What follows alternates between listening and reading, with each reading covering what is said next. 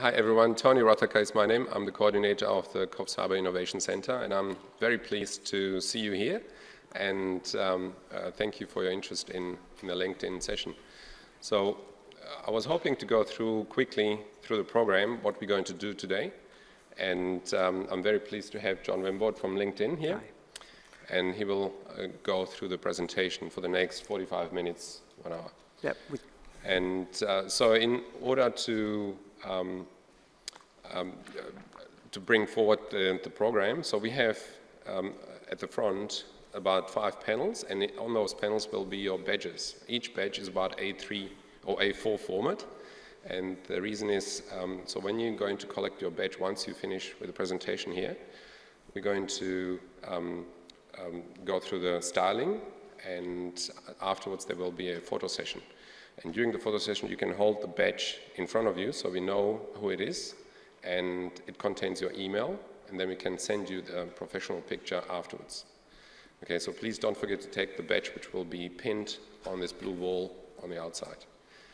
And yeah, afterwards there will be some content editors. I can see there's 1 or 2 content editors in here already, and they will guide you and help you throughout the day as well. So we plan for the next 3 hours until 12:30 to have the first session. In the afternoon there will be another session where if people are too busy they can join in as well. But it's mostly designed for the senior college students and TAFE students. They're going to run their class in photo shooting, especially profile pictures where Brenton Ray is going to help. And there will be the beautician class, they're going to run it as well. So initially, we thought this is mostly designed for the Southern Cross University and TAFE students and staff. And just in regards to the mix, I'd like to understand how many staff and how many students there are here. So students, can you please put their hand up? Oh. Okay, so it's about half-half? Yeah, perfect. Okay. Because John can steer the presentation specifically to students and maybe a little bit more towards the staff, but he can elaborate. He's very flexible. Yeah. Well, not in the neck. So I'll leave the stage to you, John. Perfect. And over to you. Great. Yeah, I think that's good. Okay. All right. Thank you for having me. My name's John, as Tony said, and I work for LinkedIn. I work with universities across Australia and some other organisations as well. By the way, if I move like this, it's because I hurt my neck 2 days ago playing Aussie rules, because that's what you do when you're 44, you take up a new sport. So I'm not Batman, I'm just, I've just got a sore neck. But look, today we're going to go through a few things, and I know that half of your students pretty much, and then the other half are not. So there's 2 different purposes there for LinkedIn. Students might want to use LinkedIn to find a job at some stage. But what I use LinkedIn for, and what I would say professional people or staff use LinkedIn for, is to up their professionalism within their own industry. And I'll talk more about that. We're really going to talk about your profile and how to have a squeaky clean, beautiful looking profile. But also we're really going to talk about how to use LinkedIn to get information in your industry, to connect with the right people, and really use it to help you more than anything. So I'll start with that, and really to get our heads into that sort of mode. Really need to understand what LinkedIn's mission is. I won't read it out because you guys can read, I'm sure. But look, one of the things is it's about connecting the world's professionals. What we mean by that is connecting every job in the world with every person that wants that job, right? So the thing about LinkedIn at the moment is that we know what everyone's skills are and who they are. And we also know what organisations are looking for. So what we're trying to do is connect those dots. Now those dots might go overseas, they're not all in one place, but that's what LinkedIn is doing. That's our big lofty goal, right? By doing that though, we need a lot of people on LinkedIn, and we just hit a milestone the other day, 500 million people on LinkedIn. Now that's huge. Well, I started working at LinkedIn about 2 years ago, and there was 300 million. Now there's 500 million. LinkedIn's been around for 13 years, and in the last 2 years, it's grown nearly a third or a quarter. My maths isn't that great. I suppose what we're saying with that is people are coming to LinkedIn very quickly. Our fastest demographic on LinkedIn is uni students growing. So where before they probably didn't see the need to be on there. Now students are starting to get on LinkedIn from year 1 onwards and already starting to network and use LinkedIn to start looking at opportunities, so when they leave university, they've got some things lined up. And I'm going to talk a little bit about how we do that. But you know, that's 500 million worldwide. What does that really mean to us? Well, in Australia there's 9 million. You think about that number. You take away kids and the elderly, and you've pretty much got 90% of professional people on LinkedIn and students. And now what we're seeing is everyone on there, right from tradies through to health to education, everywhere. So we're seeing everyone going on LinkedIn. Because, I mean, if I ask the question, what is LinkedIn for? Usually the answer I get is to find a job. Well, it's not so much that anymore. Think of it more as your professional digital footprint, right? And you can find a job if you want to, or you can network with people within your industry to get better at your own job. It depends what you want to use it for. But we're going to cover both of them today. And I'll try and navigate both ways. I want everyone to be happy at the end of this, but I'm sure you'll get something out of it. So before we even start talking about, so we'll start with your profiles first, but we need to understand what is the difference between LinkedIn and other social media, because we get lumped in this social media basket. And we are a social media, but we're the odd one out, because we've got a very particular purpose in mind. Now, this is social media explaining it in donuts. So if you look at Twitter, Twitter's the perfect example of a blog. I'm eating a donut. That's what I'm telling you. I'm on stage right now. That's my Twitter feed, right? If I'm on Facebook, you can see something similar. I like donuts. I like going to the beach. Look at this amazing photo of me. Look how amazing my life is, right? That's Facebook, right? But if you look at LinkedIn, my skills include eating donuts. Do you see the subtle difference there? It's I'm telling you what I can do. I'm not telling you where I am or why I'm doing it. Or these are my skills. So when you look at that, you go, that guy, one of his skills is eating donuts. Now that is a bit of a joke, but it actually is true. That's the way we're going to go through today. Think about what your skills are when we start talking about your profile today, and that is exactly what we want to get out. And I'm not just talking about your skills on paper. Your soft skills might be a presenting thing, you might be great with groups, you might be whatever it may be.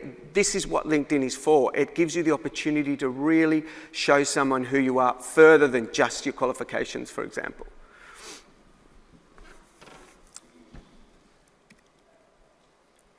And so when you're spending time on LinkedIn, you don't spend time on LinkedIn. When you're on LinkedIn, for example, you invest time. You're following organisations. You're talking to people within your industry. You're looking at updates to see what that company's doing.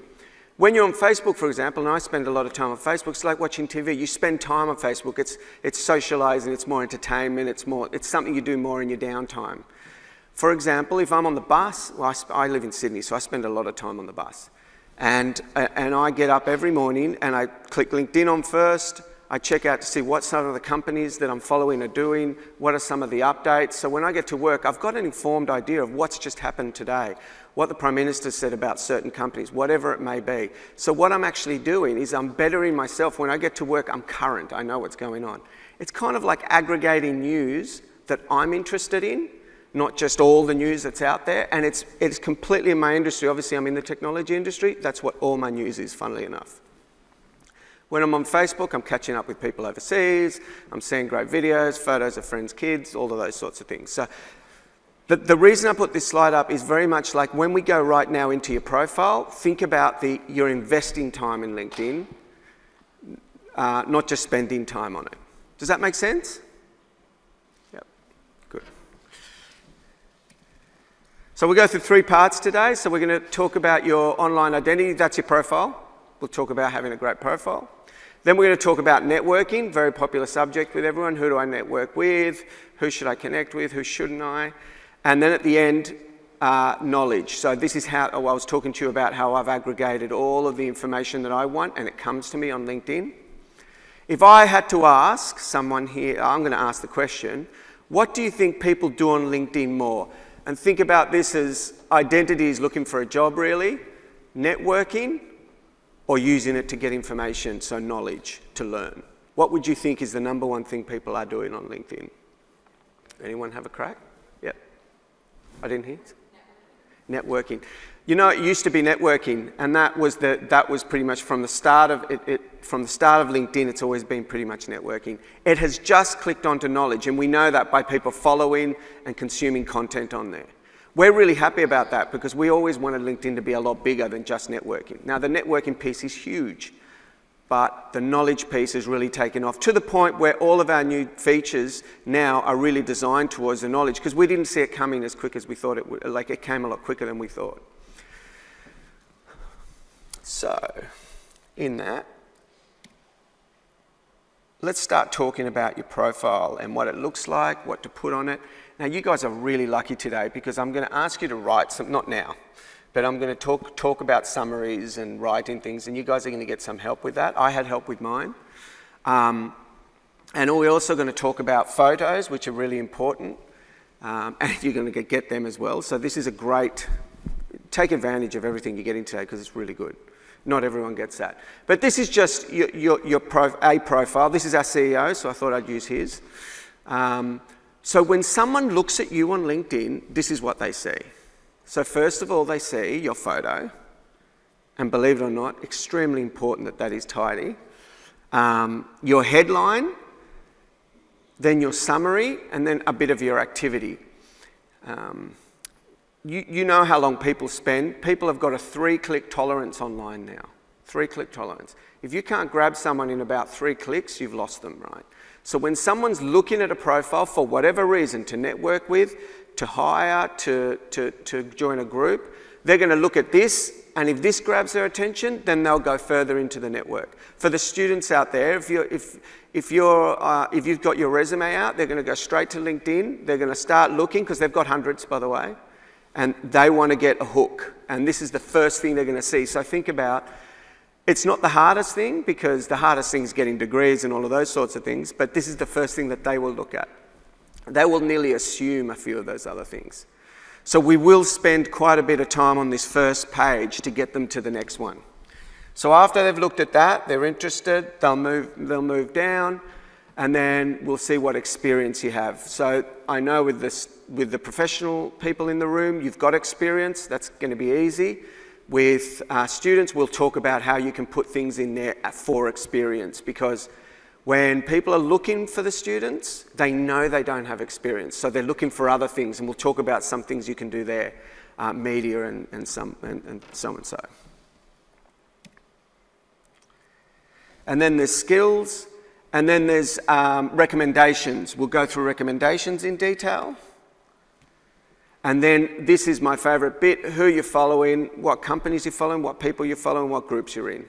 This is the one I recommend for everyone, from students right through to professional staff, to go through and start picking and aggregating the news that you want to see every day.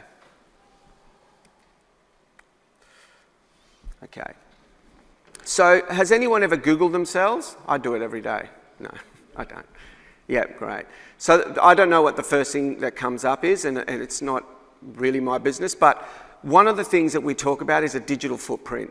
So when someone looks at you on LinkedIn, they're also going to Google you. It's the next point. If they haven't Googled you first, and then LinkedIn, whatever it may be.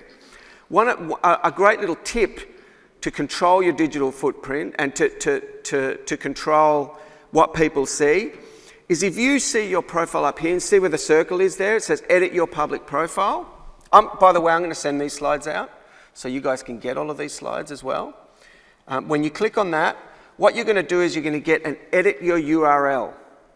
So I don't know if you can see it up there, but when you have when you have a profile, what you do is you have a little link at the bottom, and it's got lots of letters and slashes and things. You can edit that and put your actual name in it. So it's LinkedIn John Wenborn for me, for example. Now, there's 2 reasons you would do that. A great one is so you can put it in your signature, in your email, so people can go, oh, that's so-and-so, and click straight on. It's a great thing to do there. It's a great thing to put on your resume. But it's also great for, if someone Googles you, If you Google me, what's the first thing that comes up? John Wenborn at LinkedIn. So it might not always work, but this is a great way to try and get you up that list. Because when someone Googles me, that's what I want them to see. I want them to see my achievements in my career. I want to see what I do, all of the great things. Now, if they can get further and see those pictures down the bottom, but the first thing they see is my LinkedIn. When I didn't have that URL like that, that's not the first thing that came up. I think my Twitter came up or something like that, and it's all right, but it's not what I first wanted. So does that make sense?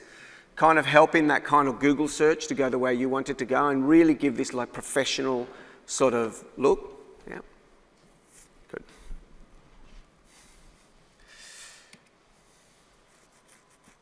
And the last boring bit of privacies and things like that. So when you get LinkedIn profile, we open everything, so anyone can come and look at you or anything. You can go up the top there at your photo, click on it, go into privacy settings. You can block everyone if you. I wouldn't suggest you do that, but I'm just saying. A lot of people always ask me, people are looking or stalking me or whatever they may be doing. You can go in there and change anything. You can block people. You can say I don't want updates. You can really control it right down to where nothing happens. So just so you know that, it's up there. If something's annoying you, you're getting too many pop-ups, you can go up there to the photo and block certain things. Play around with that. We won't go through that in detail, but it really says privacy settings, click, and then gives you a list. All right, we've got that out of the way. Let's talk about your profile now. The great thing is you guys have professional photos today. One of the things that we see at LinkedIn, one of the biggest issues with profiles that we see is people putting up a very casual photo. Now, the photo that you put up there is the sort of photo that you want to be. Think about what you'd be if you were at work. That's the photo, not what you're doing on the weekend. I'm not saying anyone here has weekend shots, but for example, the one with the beer, which is a classic one for Australia, that you'd be surprised how many LinkedIn people have a beer in their hand. No, we all love a beer. But the thing is, would you walk into an interview with a beer, for example? No, because you're trying to put your best foot forward. The uni students are laughing. No, you don't walk into an interview with a beer. But, and you just want to put that photo on there that says, I'm happy and I'm professional, and that's it. Because it's not a popularity contest or anything like that. LinkedIn is, would I want that person to work for me? Think of it that way. On the other sense of networking too, do you want to network with someone that's laying on the beach like this in their boardies? Not really. Well, you might want to, but I'm just saying.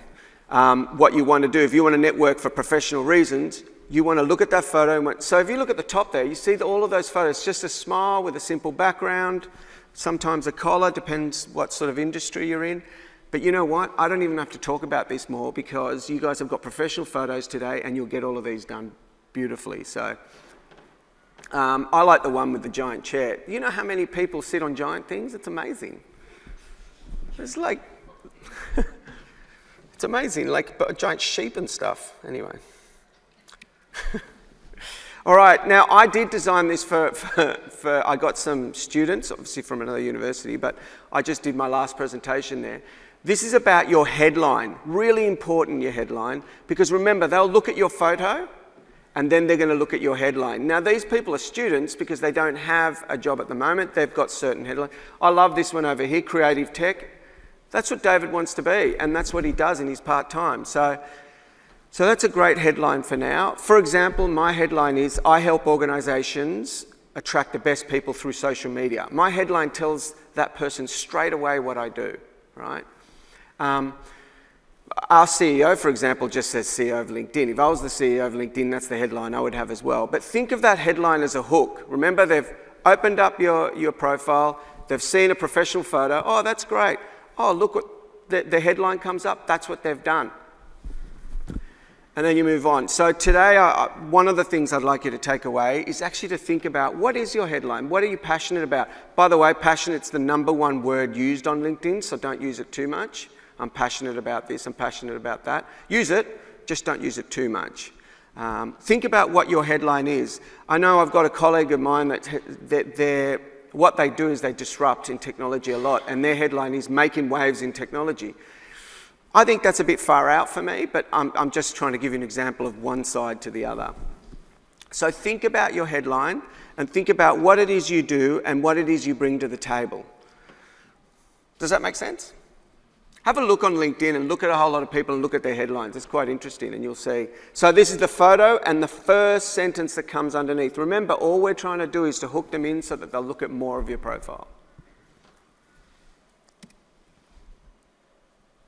Now this is the bit that I was saying before about, this is great for students and for people that are better in their career. You can add all sorts of things to your LinkedIn profile, like presentations, PDFs, websites, images.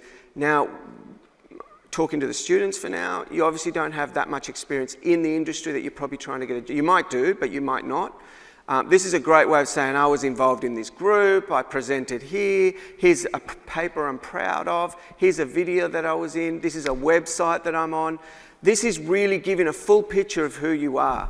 If an employer sees that and sees that you worked with a group and you worked some complex problems and then you led the group, all of a sudden you've got all sorts of experience that you thought you didn't have because you haven't worked in that industry before. They will look at those things. Remember, if you're coming out of university and someone wants to employ you, they know you've been in university. So what they want to see is what are some of the great things you've done there. It could even be outside of university. It could have been with a group. It could have been with a doing something for charity. It could be anything, but put it all up there. Put it all up there. I'm talking about the students right now. For the professional staff in the room, what you really want to have up there is something that you're proud of as well. So something that, you know, if someone within your organisation is looking at maybe adding you to a team or considering you for something, they can go in there and look and get a real snapshot of some of the things that you've done within your organisation. Do you see what I mean, where it goes beyond the resume? This really is showing a whole lot of soft skills that you may have that you wouldn't get through a resume. Our CEO famously came out and said he would hire someone with less skill that is a better cultural fit in the sense of they love the way that LinkedIn does things than the person with more skill, because that's much more important. And they also put soft skills up there quite highly too. And they're not going to see those soft skills unless they get you in an interview. And to get into that interview, this is a great way to put that on your, to get it out there. Does that make sense? I'm going to stop for a bit because I've been talking a lot. Does anyone have any questions about that? Because that's an important part. Yep. You can only embed the links. You can't actually upload a video to the LinkedIn platform. You can put videos up there. On there, the reason is that YouTube has an algorithm. Oh, I see what you're saying. Copyright thing instantly, where some of these other ones aren't so sophisticated. I know what you mean. And don't get added. I'm going to have to get back to you on that. That's a good question. But if you could put your own video up there, basically, is what you're saying. Not necessarily. Yeah, okay, I'll find out. That's a good question. Yeah, that is a good one. Yep. Anyone else? So I'll go back through Tony and, yeah, I'll send you the answer to that when I find out, if that's okay, and you can send it out. Yep, cool. We'll have a question time later, won't we? Sorry? We'll have a question time later. Yeah, we will, definitely. It's just I can race through this and just while it's fresh, if anyone has anything that they've brushed over, but we will definitely have question time. And this is summary.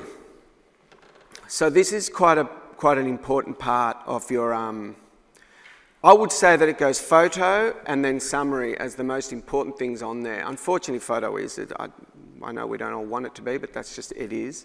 But summary is really important. And summary is around what you, who are you? What am I going to find out about you that I can't just see on a piece of paper or on a degree or wherever it may be.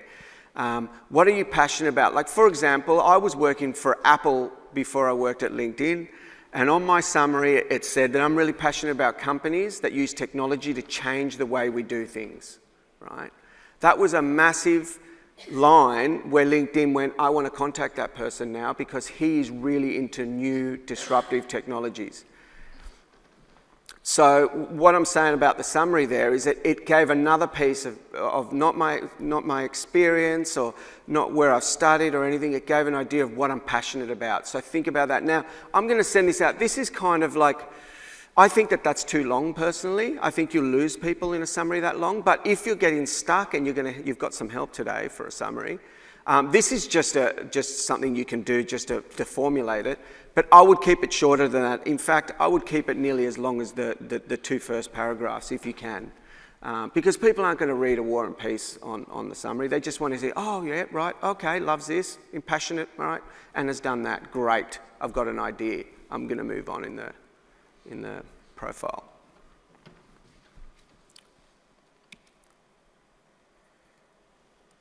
So updating current and past positions, that's easy because with the professional staff in here, we know that you have past and current, or this is your, whatever they may be.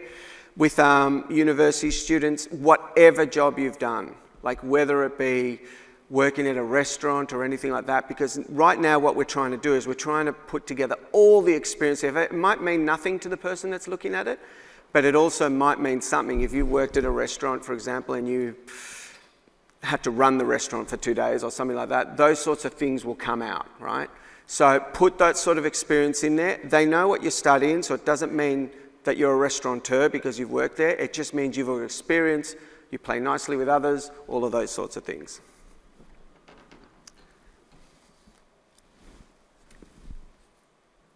And education, so just make sure you always add all your education. A lot of times people will come from, and we'll talk a little bit about networking with alumni. It's good to, you've got to have your education in, trust me, you just do. You're working pretty hard for that, so put it in there.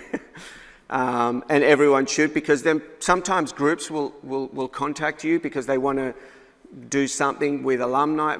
Whatever it may be, make sure it's in there. It's probably the defining thing that's going to get you through. And ask for recommendations. So people aren't generally just going to go onto LinkedIn and give you a recommendation, but if you know you've done a good job somewhere, or you know someone that you've worked with that's worked out really well, just ask them, would you be okay to recommend me on LinkedIn, and talk about some of the finer points of what happened with in our time together, because nothing speaks authentic more than someone else talking about you, right? And we've got to remember, they're going to be truthful because they're putting themselves out there on you. They're not going to start going, oh, this person's amazing, and all of a sudden someone's going to come back to them and go, did you know you said so-and-so can program and they can't?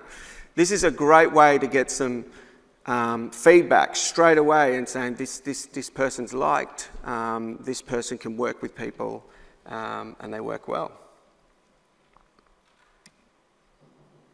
So, when it comes to your profile, most people... Does anyone not have a profile here, by the way, at the moment? I didn't ask that at the start.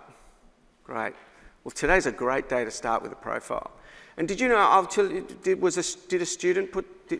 Your student? Yeah.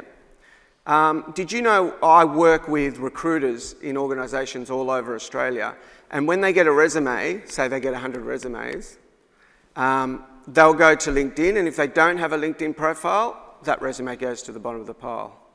So I'm not saying everyone does that, but everyone I've spoken to, pretty much, they'll just go straight to the easiest where they've got it. So let's get one of these up quick. So today you're going to do photo, that's great. You're going to work on your headline. I'm sure you can get some help with your summary. And then all the other things, that's just a matter of editing and filling them in. But just fill in everything you can. It prompts you to fill in everything everything you're comfortable with. And what you'll find is that you'll be at full strength or all-star as soon as possible. And then that's all it is. It's set and it's ready to go for whatever reason you may use it. Mainly this first part that we talked about is all about probably getting people... being attractive to other people to hire you. The next bit that we're going to talk about is more about using LinkedIn to actually better what you do. So before I move on to that, does anyone have any questions about profile and what to do to it? We'll have questions at the end, but just as I'm moving. Okay, great. Okay, networking. I get a lot of questions about networking, like who to network with, why I would network. You think about, there was a time when networking was when you went to an event and you sat there and you tried to network with 3 or 4 people, and sometimes you could get stuck with the wrong people, and then the event's over and that was your whole networking experience, and it was tough. But what you can do now is you can network all day, every day. I'm not saying you should do it all day, but at the right appropriate time with little updates that someone has changed jobs or someone's moving somewhere else to network. Oh, I heard you've gone over there. I'd love to talk to you about a project that you're doing, things like that. But one of the number one questions I get is, who should I network with? Like, who should I accept invites from, and who should I...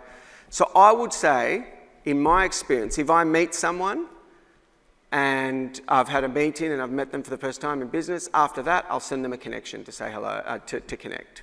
That's how I work. If I haven't met them and I see a connection coming in, sometimes I'll send them an email back and say, just, you know, you've wanted to connect with me, I'd love to understand where you got my name and why you'd like to connect. And sometimes they'll come back and go, oh, because I'm in this industry and blah, blah, and I go, fantastic, let's connect, let's start talking. Other than that, then I just leave it on the side, because you can get too many connections and you want your network to work for you. It's about a group of people sharing ideas. It's about you understanding what's happening within your industry. It's not about how many connections you got. It's about quality of connections, right?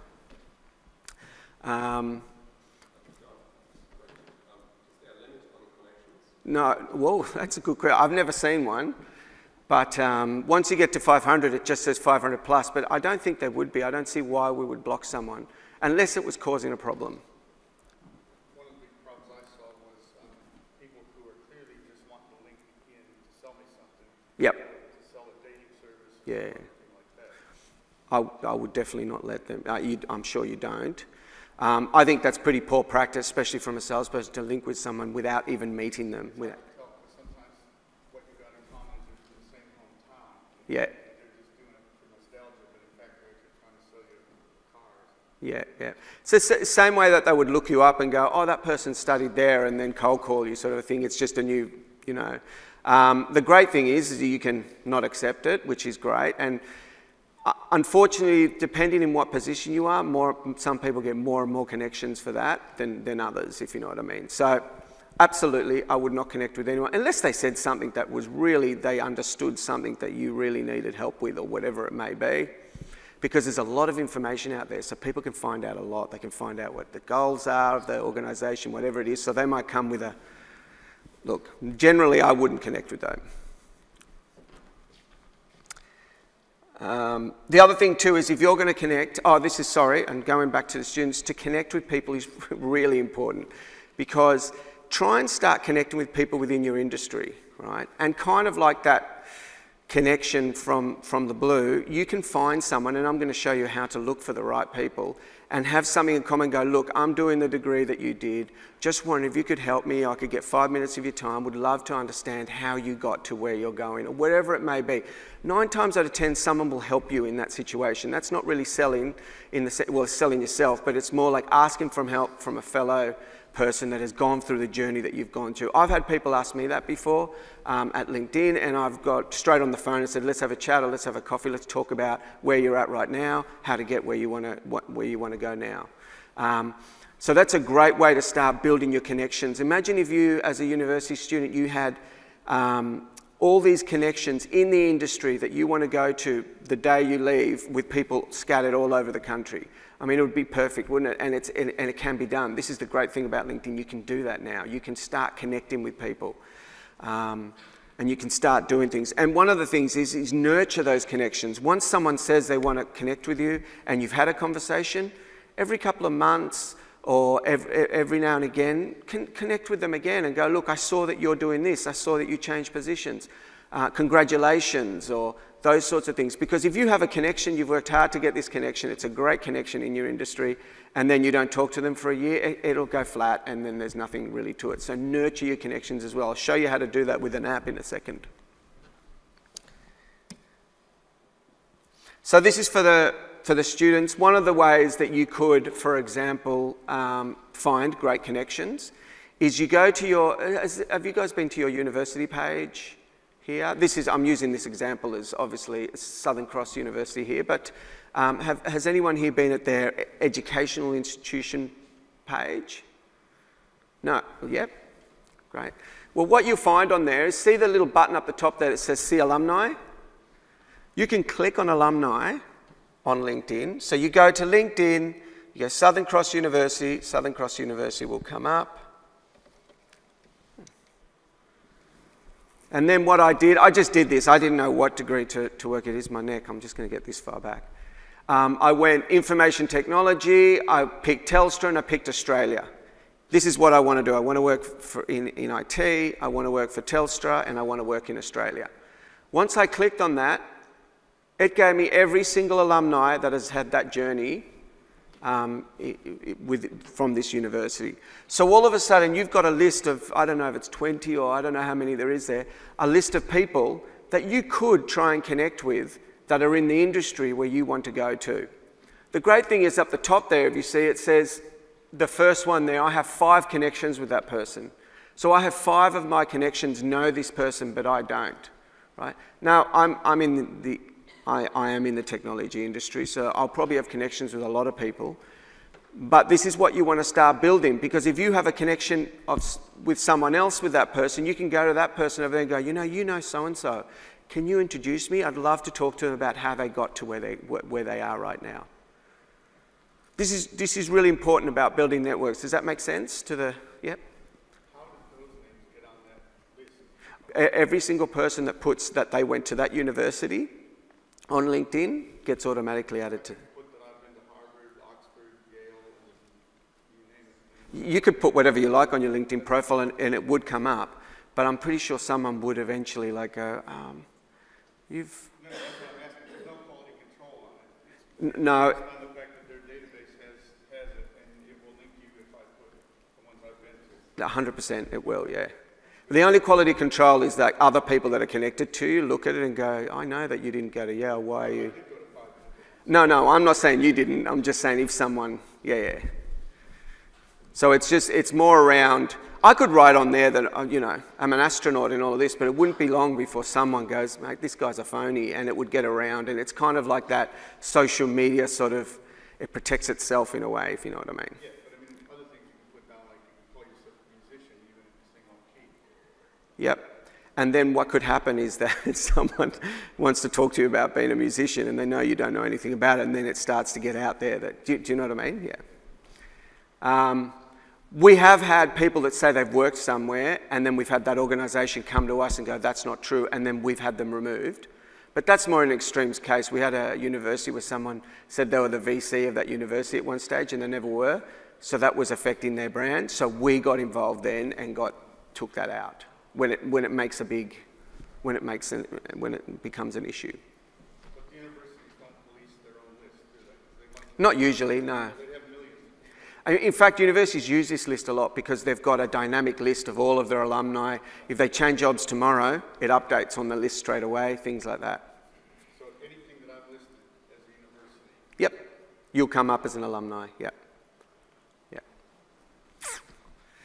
So there's your list, and if you call them and they say, I actually never went to that university, contact us because they're a fraud. No, but that's a great way of finding people to connect with. And you never know you go through that list, you might know one of those names, so you go, that's an easy one. Our app changes all the time, but we've got apps, for example, and this is all about keeping your networks interested. So what they'll do is it'll come up, a little reminder will come up and go, so-and-so's changed has had a promotion, for example. And then I'll send a quick, I heard you got a promotion, congratulations, great to hear it, I'd love to hear about it sometime. And that's what I'm talking about, is nurturing your networks. Because you could have 5,000 people that you're connected to, but if you don't talk to them all the time, what's the point of being connected to them? Just connect with them on Facebook, because that's, if you know what I mean. So nurture your networks, understand what they're doing, keep the conversation alive, and then all of a sudden you might want to be involved in something that they're doing, call them up, and you've got a great warm connection. That's exactly what it's all about. Look, networking's been done for thousands of years. We didn't obviously invent that, but what LinkedIn has done is just connected it in a professional sense and with half a billion people. All right, and we'll get to the last bit, which is my favourite bit, is knowledge. And this is all about aggregating the information on there that you want to see. So I follow a lot of tech companies like Google and Apple and all of them. Obviously, it's my industry. Whatever industry you're going to get into, whatever industry you're in. I follow a lot of universities as well because I work with universities. But what I do is every morning in my feed, I get updates from all of these organisations and I hear about things that they're doing. It might give me a reason to contact that person, but mainly what it's for is I'm sitting in my morning meeting and I've just had all sorts of information on the bus about what tech companies are doing, and I can talk clearly and I can sound like I actually know what I'm talking about for once. And really up my professionalism within that meeting. And also, I follow universities that I have relationships with and I know what's happening because I see the updates, right? Oh, I heard this I remember seeing this the other day. Oh yeah, we're doing that, blah, blah, blah. So it's a great way of really keeping in touch within your industry or within organisations. And following people. So does anyone here follow anyone on LinkedIn? Great. So I follow quite a few people. One of the people I follow is Richard Branson. Look, he's the most followed person on there. But the reason I follow him, for example, is he put up a post not long ago about why is it every single decision I make, why is it the right decision? Now, I admire the guy for certain things, so I want to understand why every decision he makes is the right decision. So he spent a week writing down every decision he made and seeing if it was the right one. As it turns out, about 70% of his decisions were wrong. The difference is he grabbed that wrong decision and then tried again and tried again and tried again. But I suppose the point I'm trying to get at, that was really refreshing to hear from someone that's that successful. Their decisions aren't always right. What they do is that they're persistent and they keep on making more decisions and they keep on trying to think outside of the box. So I follow him for that reason. You could follow other people for whatever reason it may be. Our Prime Minister just went on LinkedIn 2 weeks ago. Whether you want to follow him or not is irrelevant, but I'm just saying that there's people like that that are influencers and they're constantly putting things up there. So think about who you want to follow, go through the list. It'll aggregate these for you too, it'll give you options.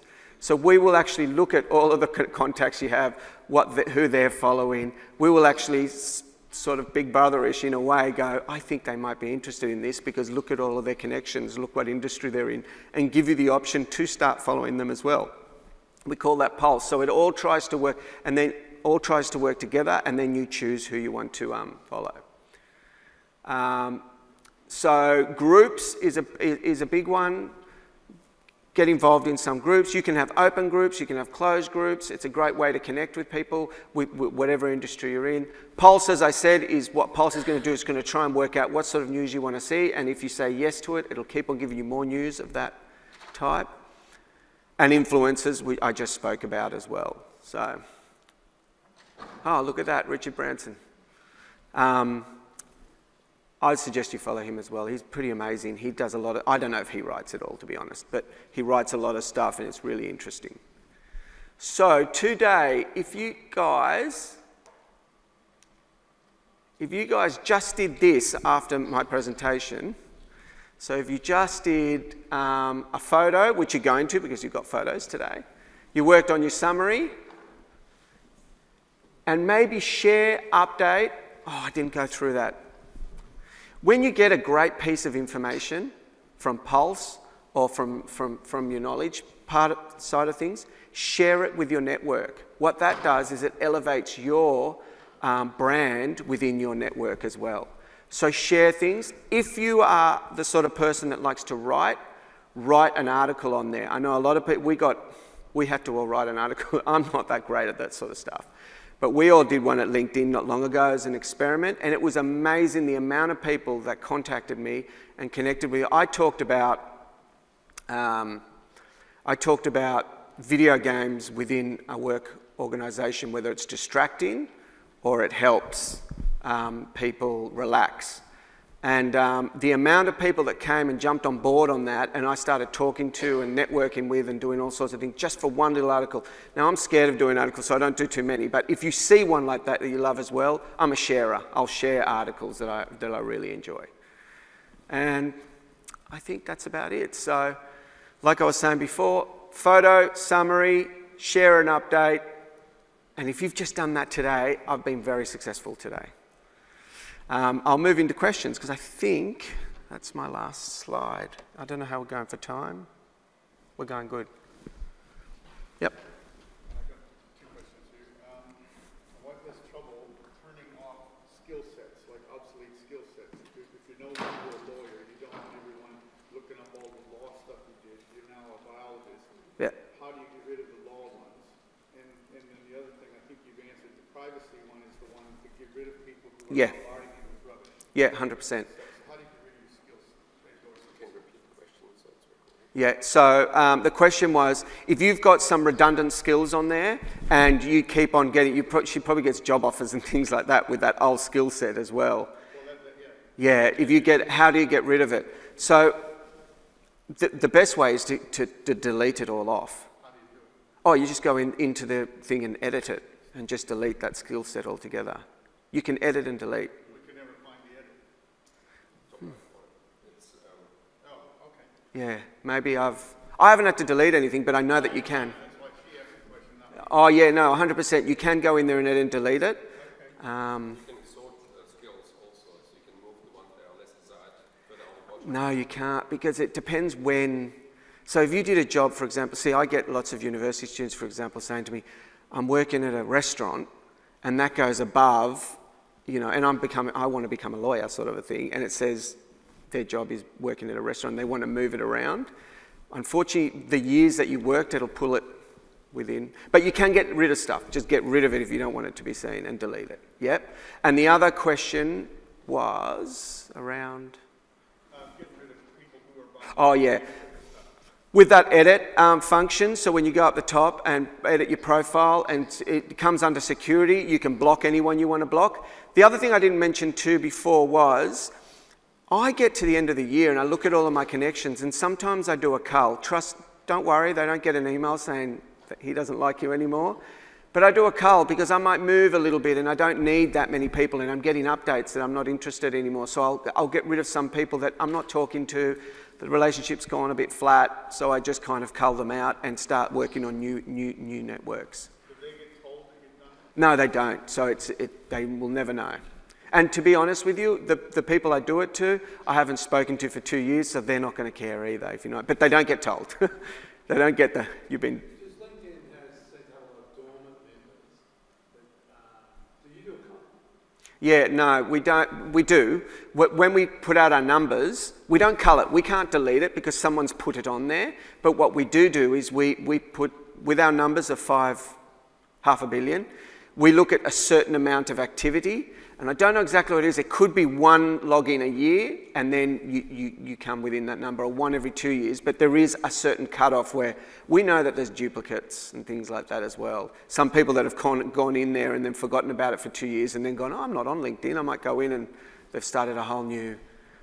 so we do like an activity sort of thing when we're doing the numbers. Yeah, but we don't delete them because... we're members first, and if someone's put that in there and they've put their password, we can't go in there. Unless it's a fraudulent claim, like I'm the CEO of this company and I'm not, then we can actually, it takes us 6 months, but legally we go in there and we contact the person and eventually we delete them. Yep.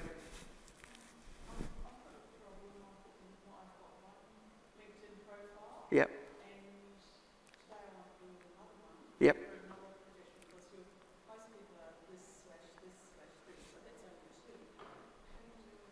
So you don't, I'm just thinking, so you want to have 2 different profiles because you have because you want to, it's just like, what's the purpose of having 2 different ones? Why wouldn't you have all of your skills and everything that you do under one?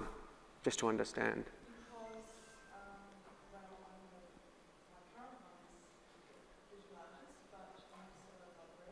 Yep.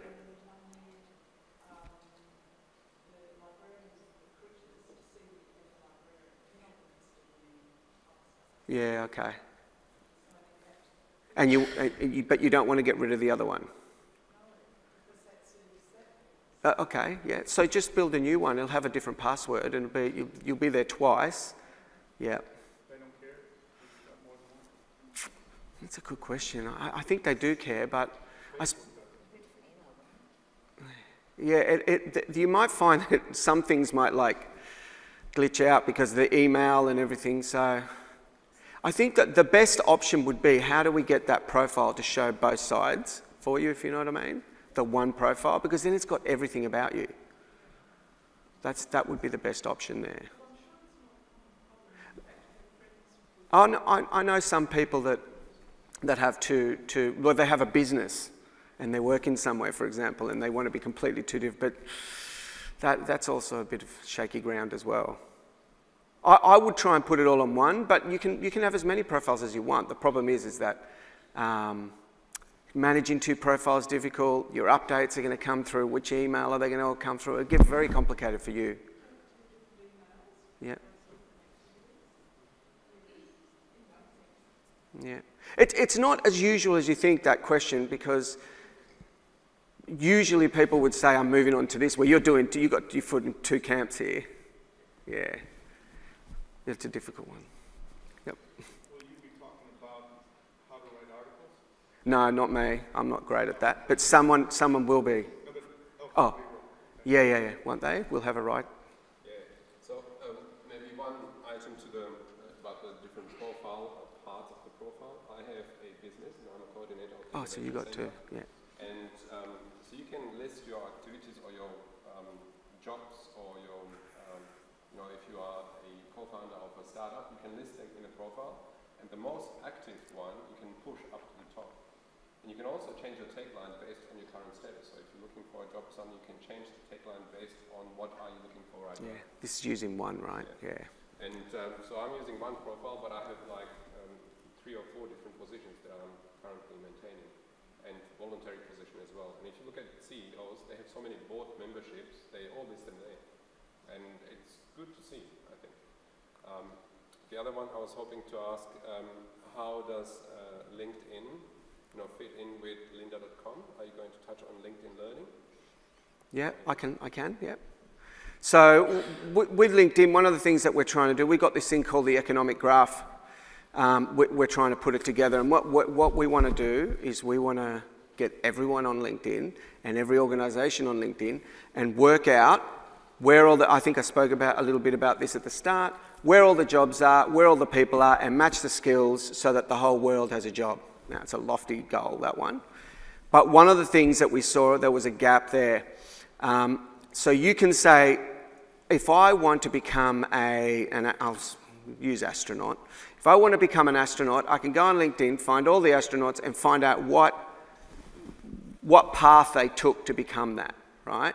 And then you can go, oh, so I need to go to this university and I need to do this and I need to go over here and do this training over here, and that'll put me in the best stead for this job. But then what we found is that there could be some really small skill shortages. Like, for example, I'm just going to throw things out there. It could be like, I'm not much of a presenter, or that's not great for me. I'm not much of a presenter, but or I've got no Excel skills, or little gaps that you see in that path, and you go, oh, I really need to upskill on them. What LinkedIn did is we bought a company called Lynda. I don't know how many people here have heard of Lynda. Yeah. So we bought Lynda, and Lynda still works as Lynda, even though it's a LinkedIn company. But also what it's going to do is it's going to be incorporated into LinkedIn Learning. So you're going to be able to go on your profile and look and go, you know what, I need a certain amount of skill, like some small skills here. It's not small, but skills. I'm going to tick them, and it's called LinkedIn Learning, and you can do the course and then tick it, and all of a sudden your profile has that extra little skill that you might do, like excellent at Excel, or great at presenting, or great at managing businesses, or whatever it may be. It could be anything, right? So that's how LinkedIn and Lynda have come together. And it's all part of our major mission to connect the world's professionals to every single job in the world. Sorry to keep asking questions, but everything you say opens a new question here. Yeah, I know. How would you offer a course through LinkedIn Learning? Can you charge money for the course? How are you paid? Yeah. It's not free, you pay for it. There is certain courses on there that are free, but for example, the way Lynda obviously works... Would I have to pay to set it up and offer it? When you say you have to pay, do you mean that... Yeah, so you're on your profile, you go, I need to do an Excel course. No, I want to offer a course. Oh, you want to offer... We want to offer courses, not attend. Yeah, so use it as in the LinkedIn, in the Lynda sense, where you get Yeah, no problem. So that is not 100% my field, but I know how it works. So with the Lynda guys, what they do is you get a per seat, I think. You get it every seat, and then they open up Lynda and you can use any course on there that you like. So you could say to them, go and do this course, that course, and then... Oh, no, you can't do that on Lynda yet. No. Not like, I know iTunes U, for example, had that option where you can develop courses, for example. Yeah. Yeah. Oh, yeah, no, sorry, I understand the question. No, you can't develop them on there. Yeah, whether it comes or not, who knows, but at the moment, they're all pre-packaged, ready to go. Yeah. Sorry. As a mature age student, I don't want to show a lot of dates. Yeah. Is it possible to do that, or is everything listed by dates? It is all listed by dates. I've had this before. I've had this question, and I've tried to change it. So what you can do, you just put a lot, as in how long you've been in the industry or something like that. Well, I've had many careers, but I'm exiting university with a specific Yeah. career in mind that I want to... So also, have you got everything on there at the moment? No, I've Yeah, because maybe stepped in there. I haven't started yet. another question I've had, which is similar to that, is like, what should I put on my LinkedIn profile? Because I'm, for example, I don't have everything that I've ever done on there either, because I've managed a surf shop. I don't really need that to be on there, for example. So what I do is just put the current stuff in there. Just the current stuff that you're doing. Don't put all the stuff that you've done before, unless you think it might show some experience in a certain field that would relate to it. I would just put the things that are relevant to where you're trying to go at this moment. But the dates will still say, yeah. And you had recommendations. Would those have to have dates on them? I don't know if the recommendations have. Employers that might have said things, have recommendation letters. That's a good question. Date on that? I don't know. I've got to look at it. Yeah. Yeah. Yeah. No, we're talking about the dates. Yeah, like she does, like with a recommendation. But the date will be current because the recommendation would have happened today. I would have typed it in there today. Yeah, that's exactly. No, the recommendation would come from someone else. Yeah, so for example, if I'd worked with you in the past, I'm doing my recommendation, the date of today will come up. This person's amazing at blah, blah, blah. Yeah, yeah. Ask people to do that for you. Yeah, that's exactly right. Yeah. Yeah. So if you list any university that you attended, you'll have to say the dates. Yeah, you will. Yeah. Yep. Yeah, look, there's a lot of dates on there that you've got to put in there because it needs to work out where to put things. That kills your resume right there. Yeah. As soon as you hit 50, you'll be finished. That was another question. Well, I'm close.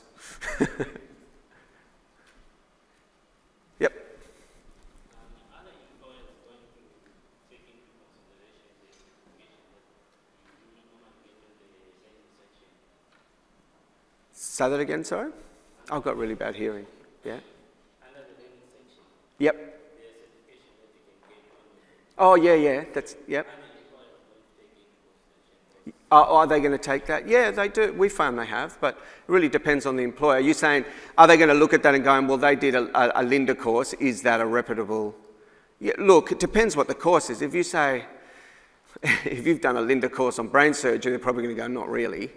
But if you've done one on Excel, they go, oh, he's done an Excel course. You know what I mean? Lynda's not there to take away the big courses or the whole career. It's there to just fill in some gaps, for example, or LinkedIn Learning as they call it now. So yes. Yeah, there'll be a few there. Which are there, some of them are quite easy. Just, I didn't even have to go and read about what they are, just go in the test or exam. Yeah. Yeah, they have those exams and give you the certificate. So that's why I was wondering if Yeah, look, and you've got to remember, this is to get the interview, right? So they're going to look at that and go, oh, he's done a course on that. Oh, he's got this, he's got that course. Okay, we're good. Then they're going to get you, they'll work out after that whether you can do things or how good you are, or after 3 months they'll work it out. But this is just to get you in that door first. Once you get there, it's your time to shine. Then you can really show them who you are. You've got to remember, it's not the be and the end all LinkedIn. It's just a part of everything that's happening at the moment, you know. That's a good question. It's got a few. one more item. What I really like about LinkedIn is when I'm going into a meeting, I get notified who I'm meeting through the LinkedIn app. And that way you can find out more details, more background about the person you're meeting. Yeah. And well prepared for the meeting, I think, is one of the key items that is really helpful.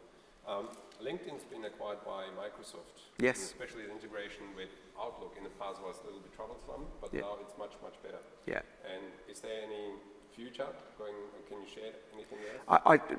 I don't have anything to share, but what I do know, because they're not sharing with us as much just yet, because it's all, but it will be much more integrated. I think LinkedIn will always stay on its own in the sense of you'll be able to go to LinkedIn, and if you're not with Microsoft, you can still use LinkedIn. But what it's going to happen is with Office, for example, they're going to integrate LinkedIn with a whole lot of different things. So our CEO just said to us, you watch, this year is going to be a big year, next year is going to be a bigger one. Those were his words. So they like to keep the suspense with these things. But the whole integration is going to get bigger. So imagine if you're working, for example, on a document, and then you need help with something, and you go to the help, and then it brings up LinkedIn Learning, and then it can go to like you can connect with someone. There's all sorts of things that have been thrown up in the air at the moment. Especially that paperclip changing into now LinkedIn Learning would probably be a good change, but anyway. Sorry, I just answered. I used to work for Apple. I became very good at answering things without answering them.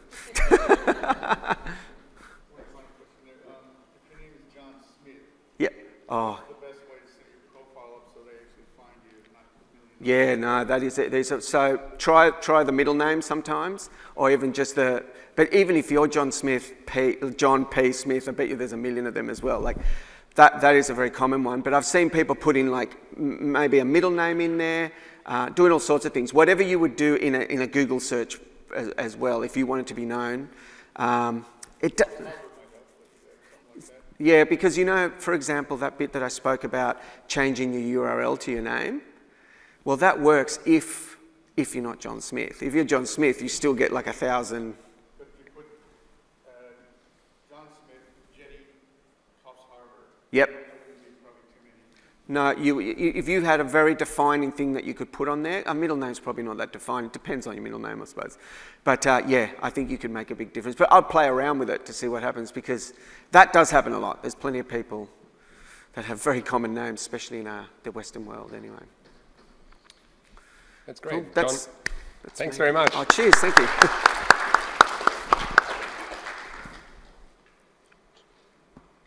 Mute. Yeah. Hello, can you hear me? Put the music. No, I think. I'm putting music back on? No. Just one more thing. I'll just take over.